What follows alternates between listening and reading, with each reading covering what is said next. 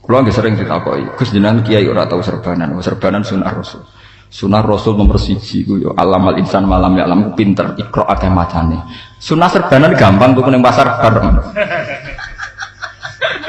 Ngurus. Tapi nak sunah Rasul itu Nabi hafal Quran, terus pinter pahaman. Sunah Rasul sing angel-angelin kan gak anut. Misalnya jelas Nabi ku hafal Quran, Nabi yo pinter, penggaweane mulang, penggaweane pahaman. Aku anut sunnah sing ngono-ngono iku ae. Serban gampang tuku ning pasar sunnah napa? Mbok wong gak usah menfonis orang lain dikira ndak sunnah. Modal 10.000 tuku serban nek nglakoni sunnah Rasul. Aku sinau tafsir berjilid-jilid gak dianggap sunnah. Repot. Loh susah itu sering, panjang saya sengaja. Saya tuh kalau ngaji sering ketemu lagi sering tak coba. Lagi kalau tak lah itu sunnah. Ini kalau bilang ada ibadah yang malah sahnya itu tak orang nutupi sirah. Ini ibadah wong haji pas ihram. Makanya ada bentuk ibadah nak ketunan malah batal. Gini ku wong haji pas nopo ihram. Makanya ngiling-ngilingan kula nu sebagai ulama ngiling-ngilingan bahwa ketu itu sunat pas ngaji. Tapi sing ora ketunan ya ora apa-apa. Tapi asal kiai ini. Karena kalau santri anut itu tidak punya hak ijtihad dia. Roy kan anutan, roy Yang penting konstitusi agama itu diingat-ingat, jangan sok suci. Ulama itu hanya menjaga konstitusi, jangan sok suci. Jangan ngira kalau sampean seneng ketunan terus yang tidak ketunan jelek. Dhewe ana ibadah sing bentuke ra ketunan. Ini pakaiane wong Tapi juga jangan sampai karena sok intelek rasa ketunan kuno NU. Iku ya ngenyek wong iki malah perkara. Intinya saya sebagai ulama menjaga konstitusi agama yang tidak wajib ya tetap tidak wajib. Tapi jika secara etika baik ya lakukan saja. Tapi tidak usah main serang. Kalau baleni malih. Jadi masalah-masalah Adam, masalah malaikat itu masalah-masalah kalau makna awalnya itu salah. Misalnya sujud itu dimaknani wat ujabatin al ardi, tentu iblis baik karena menolak sujud pada makhluk. Paham ya terus niki. Tapi ya itu tadi karena itu perintah pangeran. Lalu kalau ingin ngaji teng Yogyo niku cerita. Udah ngaji itu banyak orang pintar kalau cerita. Bapak artinya mangkana akhiru kalamihi la ilaha illallah itu dakhalal jannah kan. Surga itu kan harganya hanya 1 menit karena kita sementing akhirul kalam la ilaha illallah. Itu saja oleh ulama-ulama fikih dikurting. Kalau la ilaha illallah itu rawan kededalan, itu kan la ilaha tok. Kan malah ateis, napa? Ateis. Ora ana pangeran terus matek-tek kan perkara mergo ngono istisna napa illallah. Sehingga ulama-ulama fikih menyarankan Allah saja, tidak la ilaha illallah tapi no Allah. Kan luwih murah. Luwih murah terus gak ana resiko ing kita. Ora ana resiko napa? Ya saya bilang ya itu biasanya di kitab fikih ada panduannya, panduan menuju kematian itu ana panduannya. Kalau sudah si calon mayit ini sing wis kelar-kelar kok ismuni Allah. Iku jojak ngomong liyane. Karena kalau dijak ngomong liyane nanti akhirul kalamihi tidak Allah. Jadi misalnya bapak ameh mati tambah angkatan mati mbah itu. Tapi ora mesti kadang sampean iso mati. Iku misalnya semuanya Allah aja takoki. Mbah sertifikat ning ndi? Enggak sekali jawab lemari cung berarti kata terakhir orang Allah tapi lemari. Paham? Lah misalnya bapak am petualang bisnis. Pak, BPKB ning bank to. Dadi nek semuanya Allah aja takoki lafaz liyane dan akhirul kalamihi napa? Allah. Mergo hadisnya mangkana akhirul kalamihi Allah dakhalal jannah. Sehingga aja sampai akhir kalame muni lemari, muni bank, muni utangku sahur cung pokoke aja muni ngono. Tetapi saya cerita sama santri-santri di Jogja. Nah aku ya pede ae. Cara aku ape mati tak koyo anakku. Pak, Qur'ane tembuti tak jam ning lemari. Wong aku kira-kira kan ora tak sertifikat. Aku kan ora di urusan donya, paham. Mosok kiai di urusan sertifikat keruwetan. Kula niku alhamdulillah rapati di urusan donya wis pokoke biasa beto mangan wis pokoke yang sederhana-sederhana. Kula yo rapati roh di mobil ora yo ora roh ditekdir duwe tapi rapati roh. Tapi itu betul, memang saya itu tidak pati roh urusan gitu-gitu. Saya tak jawab nih lemari. Misalnya anakku takok hukum ya tak jawab. Anak ini Gus, takok malaikat. Berarti akhirul kalamika itu gak Allah ya. Malaikatnya tak amuk tak konek aji ya. Lah kok ya gampang, Bang. Gus kowe pas mati muni lemari, mergo pas niku anake jenengan takok kitab tafsir temu tak jawab ning lemari. Berarti akhiru kalamihi kan tidak Allah. Malaikat mesti aku iku anut ajarane Allah. Allah ngutus sak nang takok kon jawab. Malaikat ora tau ngaji. Jadi aku muni lemari ora niat lemari, nuruti perintah Allah nek ana wong takok kon. Sama seperti para malaikat kon sujud ning Adam iku ora ndelok Adame tapi ndelok iku perintahe Allah. Mergo nek ndelok Adame mesti murtad. Paham ya? Tapi aja tiru lho, sampean ndak cukup punya nyali tak pikir. Karena orang tuh kalau ndak ulama itu ngadepi malaikat tuh ndak punya nyali. Tapi kalau ulama itu biasa. Bukan karena menyepelekan malaikat, memang di hati ulama itu hanya ada Allah Subhanahu wa ta'ala. Makanya banyak cerita-cerita di keramat itu kayak Syekh Abdul Qadir Jilani, kayak Imam Malik itu biasa sekali ngadepi malaikat.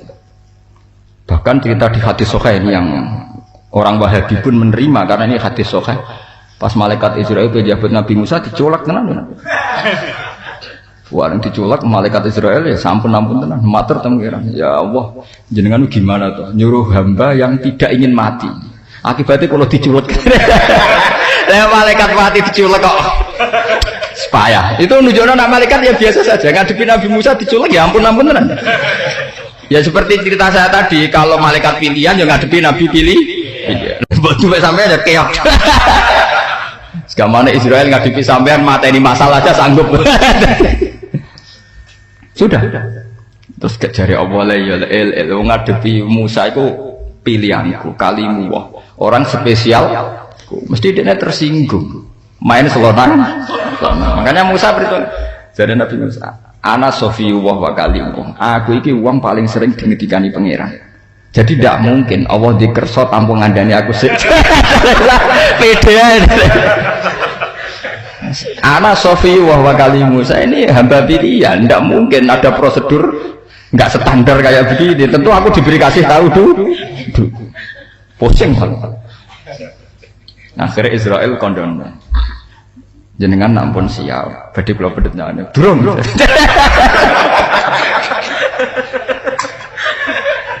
wah akhirnya setiap rono pamit tiap rono napa pamit bareng siap-siap malaikate sing diceluk yo saiki siap. Jadi sebenarnya malaikat itu ya biasa saja, seperti ajarannya Mudin tadi, kena ketekanan mungkar nakir, rojo kaget, rojo dredeg. Iku mana ya mah? Halo. Jadi saja ini bener, ajarannya Mudin begitu itu sudah nopo. Tapi kalau sampean dua nyali nopo boh. Nak pulau gak ada, insya Allah gak ada kayak PD bawaan. Kayak tenang bawaan.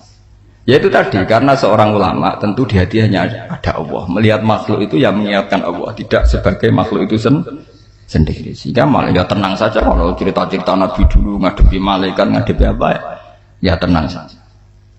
Makanya banyak cerita di kitab-kitab sufi kayak Bu Yazid Al-Bustami itu dijak jalan-jalan Tuhan terus melihat alam malakut. Apa Anda tertarik? Tidak ya Allah. Dituduhkan surga neraka. Apa Anda tertarik? Ya tidak ya Allah. Ngerti sekelompokan malaikat, apa Anda tertarik? Ya tidak ya. Kenapa Anda tertarik? Mbok dudono pundi mawon tetep rumusé setunggal kuwi makhluke jenengan. Padha-padha tertarik ambek sing gawe. Terus jare pangeran anta abdi hakon wali tenan ya kowe iku. Dadi dijawab aku ora swarga neraka roh alam malaikat apa tertarik abdi. Ndak, ini cerita kitab-kitab tasawuf. Sampeyan mbok percaya ora masalah. Ini cerita jelas ana kitabe. Ya karena ya sudah tidak surga tetap rumusnya itu setunggal ya Allah. Tapi ya wae niku mau. Dodo kula tertarik ambek sing gawe. Mulane kula mboten kepengin makrifatul khalqi. Kula dari awal kan pun nyuwun makrifatullah apa. Kepen roh pangeran, kenal jenengan, memang butuh roh makhluk. Malah pangeran diwarai ya repot. Terus dari pangeran iya kowe pancen abdi hak. Sehingga Abu Yazid Al-Bustami di dunia ilmu hakikat itu legendaris. Ya kowe ae mau ana tanut ora paham ceritanya. Sidik-sidik Al-Fatihah ila Abi Yazid Al-Bustami buantere ra karuan. Tapi akhirnya kabul kajate wah. Ngos ora ro ilmiah blas ora roh napa? Sing mbok Fatihah iku wong sing didudono swarga neraka ora tertarik. Sing Fatihah sepeda motore kepengin. Paham ya? Jadi wong sing ora roh donya dienggo tawasul urusan donya. Iku mbok kira-kira maksudno wis setuju apa napa akal. Saya wis anti donya dienggo tawasul urusan apa? Donya. Tapi sing muga disepuro pengen. Mergo ora paham. Jadi akeh disepurane. Tapi nak kula mate kae ngoten mesti ra disepuro. Mergo wis paham kok tetep ngono, paham. Jadi disepurane mergo ora paham. Ora paham. Muga ora paham dadekne napa? Disepuro. Paham ya kalau terangkan. Sehingga polemik masalah sujud dan makna sujud dimaknani sekedar penghormatan atau tunduk itu makna lughawi yang paling populer. Sehingga makna sujud yang kayak sholat itu malah butuh perangkat korenah lain, indikasi lain. Misalnya di Quran ada walillahi yasjudu man fis samawati wa man fil ardi wasyamsu wal qamaru wan nujumu wal jibalu was sajar. Itu istilah pangeran ya, pada Allah sujud. Apa saja yang ada di langit dan bumi termasuk srengenge, bulan, wit. Wit itu posisi fisiknya yo ngacrak ngadeg. Posisi fisiknya lah bulan yo ning dhuwur, posisi ne srengenge yo ning dhuwur. Posisi pohon ngacrak ngadeg. Toh istilah Quran tetap yasjud. Paham ya? Nak ngono maknane sujud itu tunduk pada perintah, tunduk pada kehendak Allah. Tidak kok sujud kayak fisolat. Paham ya? Jadi justru makna sujud dengan makna semurni tunduk atau hormat itu makna yang paling sering dipakai Tuhan. Kayak walillahi yasjudu man fis samawati wa man fil ardi. Wasyamsu wal qamaru wan nujumu wal jibalu wasyajaru wa dawabu wa katsirun minan nas. Ya sudah begitu. Toh makna itu paling tidak punya resiko di bab riddah karena tidak ada problem sujud yang spesialis pada manusia ya yang khasnya Allah Subhanahu wa taala. Sehingga Nabi piyambak zaman sugeng orang salaman dilo ya dibiarin. Ada orang yang hormat Nabi sampai ngambung dengkule ya dibiarin. Tapi ketika ada seorang yang sangat hormat pada Rasulullah dan cara hormat sampai sujud sama Allah, kanjeng Nabi dicekal sirai. La tasjud, kamu jangan sujud. Innama ana basarun. Sujud kayak begitu itu khusus untuk Allah Subhanahu wa taala. Sampai ngendikan andai kan sujud yang kayak begitu dibolehkan untuk manusia, la amartu marah antas juda lizau jihad. Andai kan sujud yang kayak gitu dibolehkan, tentu aku menyuruh perempuan itu sujud pada suami. Artinya zaman Rasulullah sugeng mawon ketika ada sahabat yang hormat kayak kahayati sujud, itu tidak boleh. Begitu juga sholat jenazah. Sholat jenazah bagaimanapun faktanya kan ada jenazah di depan. Paham ya? Ada jenazah di depan. Andai kan sholat jenazah itu ada sujud, piye wae secara surah, secara bentuk lahir, sujudnya nyujudi nama jenazah. Makanya tidak perlu nopo sujud karena nanti ada iham, ada salah cipta, ada praduga, kesannya sujud sama nopo mayit. Sehingga sholat jenazah tidak perlu nopo sujud. Makanya akhirnya mayitnya tetap disiksa. Kedua paling mandi pas sujud, sholat jenazah harus usah nopo sujud. Lembatan itu kisah nyata. Terus guyonane Abu Nawas wong bedol, wong dekne penyair. Suatu saat dekne konjolati jenazah. Wong penyair kan ora roh karepe salat jenazah. Walhasil dekne salat ku sujud kan. Ya rukuk ya sujud padahal 5. Bar salat dekne eling. Eling nak niku keliru. Pihak keluarga mensomasi. Abu Nawas, salat mayit kok sujud. Jadi Abu Nawas tenang. Dosane bapakmu cek aki. Nak tak sholati jenazah biasa ora disepuro.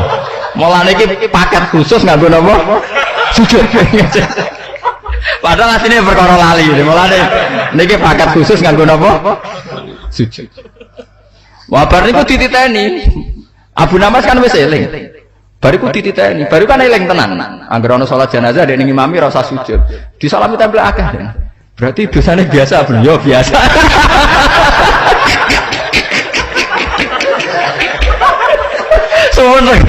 Orang-orang setelah itu seneng kabeh. Mergo saiki dosane biasa. Mergo hakikate wis eling. Oh, tekelah ya. Jadi Abu Nawas semuanya digawe bis. Ini Abu Nawas. Mana cerita Abu Nawas populer. Jadi saya itu bukan tanpa mengurangi hormat saya pada Gus Dur. Memang saya punya kitab Abu Nawas. Mungkin Gus Dur lebih punya, pernah kuliah di Mesir. Jadi orang guyonan kayak Gus Dur itu ya beliau memang cerdas itu jelas. Tapi memang materi guyonan di Mesir itu banyak sekali. Makanya saya ulama yang khusus saja bisa guyon karena bacanya banyak. Bacanya apa? Banyak. Nah, Gus Dur luwe akeh macam. Urip-uripe guyon malah. Wis ahli malah.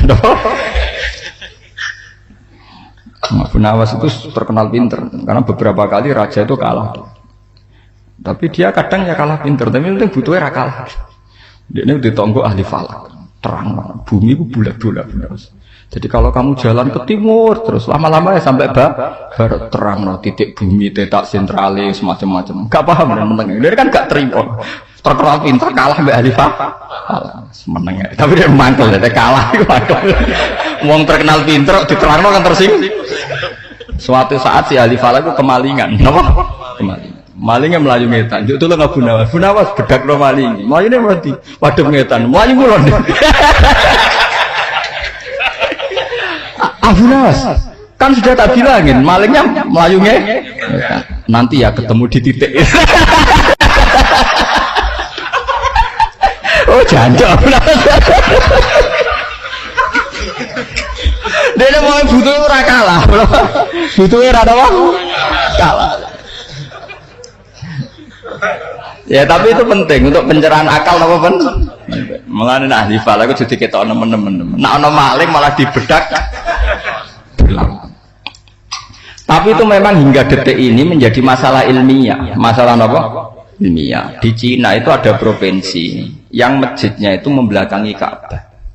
Jadi nanti itu kalau orang sudah modern, mungkin orang yang pas garis lurus dengan Ka'bah dan posisinya 380 derajat itu mungkin kiblatnya bisa 50-50. Misalnya kalau Ka'bah pas atas, dia pas bawah, posisi tengah, itu kiblatnya madhep dia. Karena ada masalah arah itu kalau rubuk, kalau seperti seperempat. Di luar seperempat misalnya, kalau bumi bulat-bulat betul secara teori dan Ka'bah pas di atas, kamu pas di bawah. Lalu kiblatnya menghadap kemana? Nah, ya akhirnya makanya sekarang ya cuma kan kayak NU Muhammadiyah tidak berani bicarakan itu memang peka kan sensitif. Tapi pakar-pakarnya sebenarnya sudah mendiskusikan. Itu terus gimana? Misalnya kayak Indonesia misalnya dengan Amerika kan pas di bawah kita itu Amerika. Kalau kita dengan Arab masih mending kan arahnya jelas kulon karena terpautnya hanya 4 jam. Kalau Amerika kan sampai 12 jam. Jadi secara durasi waktu kalau yang pas 12 jam kan arahnya lu. Jadi kemana Indonesia anak dibor misal pas Amerika. Kan begitu kan ukurannya kan. Makanya misalnya apa di Amerika ada acara apa jam 9 pagi, di sini 9 malam. Sudah begitu atau sebaliknya ya begitu. Ya, tapi penting Abu Nawas butuhnya dendam kebales deh. Bisa bedak maling melayu mulon plegor. Mosok kalah wong pinter terus gak terima. Paham gitu. Terus ini masalah makna tadi itu punya pengaruh dalam penentuan hukum murtad atau tidak murtad itu. Cuma kalau suwun jenengan kata sujud yang paling aman dimaknani sujud tahiyatin wan khinain lawat ujabhatin alal